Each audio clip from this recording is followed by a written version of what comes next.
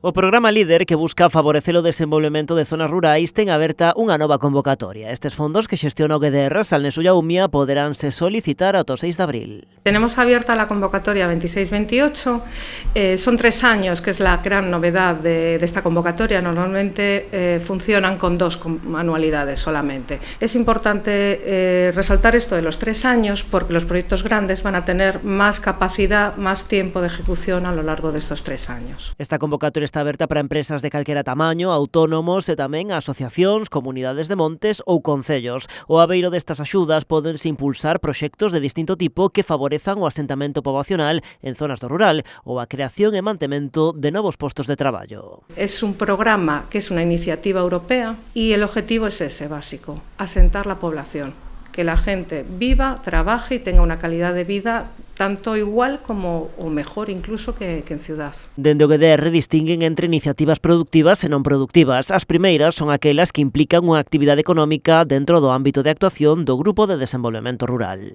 Cualquier persona que tenga su negocio asentado o lo vaya a asentar en esta zona puede acceder a nosotros. Si fuese en otro territorio, pueden ir a otro GDR, el funcionamiento va a ser muy similar. Dentro dos non productivos inclúense as partidas para asociacións e comunidades de montes. Al contrario de los proyectos productivos, tienen que generar una actividad o un servicio para el interés general de la población. Tamén as iniciativas impulsadas polos propios concellos. Si es necesario mejorar un servicio de tipo social o si es mejor o ellos prefieren o ven que es necesario la creación de una zona deportiva o una mejora de una zona deportiva, algo que sea siempre de interés general. Nesta convocatoria 2026-2028 o GDR vai xestionar 1 millón de euros. No tenemos un presupuesto infinito, tenemos 1 millón de euros, que ya es una cantidad también importante, pero los proyectos se van a puntuar.